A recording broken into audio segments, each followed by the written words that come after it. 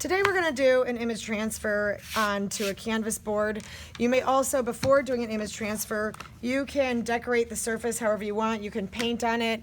You can add different surface textures, but this is still wet from a previous demonstration I did on using stencils and modeling paste. So today, just to do an image transfer, what we did is in a previous video, we printed these words backwards because as I put it down, now they're going to be forward. So whenever you're transferring words, you need to make sure they are backwards, printed backwards. You can print in color, you can print in black and white, it does not matter. But I'm going to cut out exactly the parts that I want, and that's it. I use one of two. I'm going to try to cut off as much paper as possible because that makes my work later on a little down the road a little bit easier, and finish cutting that out. Okay, so I decide where I want this.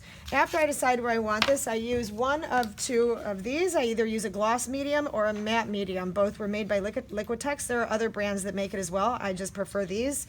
I'm going to use a matte medium so it's not glossy.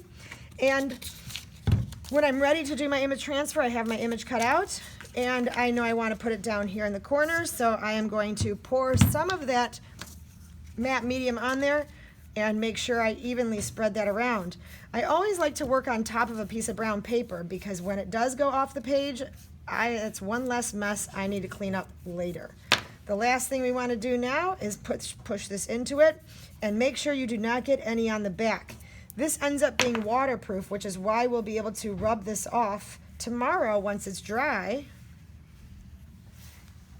We'll be able to rub off the paper and the toner will stay. The toner from the printer will stay. However, if there is any of the medium on the back, it's going to block it from letting the water go through and letting that paper rub off. So you want to keep this as neat as possible. Press it down, no air bubbles, as best you can. And we are now going to set this aside in the drying rack and wait until tomorrow and take off the paper and finish our image transfer.